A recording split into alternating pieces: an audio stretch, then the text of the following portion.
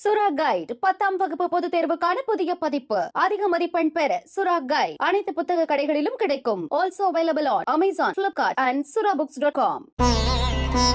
தினம்தோறும் விளக்கேற்ற நல்ல எண்ணெய், இதயம் நல்லெண்ணெய்.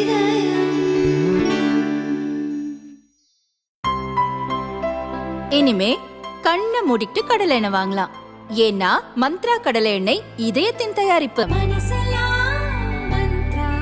டில்லியில் 7 லோக்சபா தொகுதிகள் உள்ளன. எங்கு வெற்றி பெற்றாலும் டில்லி வெற்றிதான் கௌரவமாக பார்க்கப்படுகிறது. காரணம், தலைநகர் மற்றும் ஜனாதிபதி, பிரதமர் என அதிகார மையம் எங்குதான் உள்ளது. இந்த 7 தொகுதிகளையும் 2014, 2019 பாஜக வென்றது. 2013க்கு முன் பாஜகவும் காங்கிரசும் மட்டுமே இங்கு மோதிக்கொண்டிருந்தன. 2013இல் கெஜ்ரிவாலின் ஆம் ஆத்மி வந்தபின் காங்கிரஸ் பின்னுக்கு தள்ளப்பட்டு பாஜக ஆம் ஆத்மி என களம் மாறியது. 2015 சட்டசபை தேர்தலில் ஆம் ஆத்மி டில்லியில் ஆட்சியை பிடித்தது. 70 சட்டசபை தொகுதிகளில் 67இல் வென்றது. பாஜகவுக்கு 3 சீட் கிடைத்தது.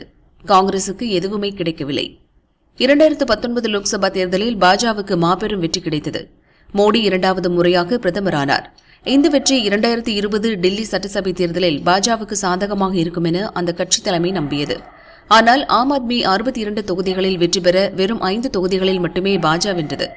டில்லியில் ஆம் ஆத்மியும் காங்கிரசும் எதிரும் புதிருமாக இருந்தாலும் இந்த முறை கூட்டணி அமைத்துள்ளன. ஆம் ஆத்மி 4 தொகுதிகளிலும், காங்கிரஸ் 3லும் போட்டியிடுகின்றன. கெஜ்ரிவால் கைதால் அவருக்கு அனுதாபாலை வீசும் என கட்சியினர் எதிர்பார்க்கின்றனர். அதே நேரம் கெஜ்ரிவால் வீட்டில் அவரது கட்சி எம்பி ஸ்வாதி மாலிவால் தாக்கப்பட்ட விவகாரம் பெரிய பிரச்சினையாகியுள்ளது.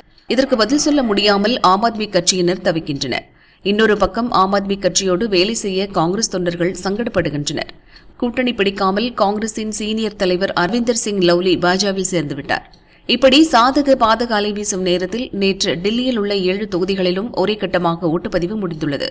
டில்லி யார் பக்கம் என்பது 4ஆம் தேதி தெரிந்துவிடும்.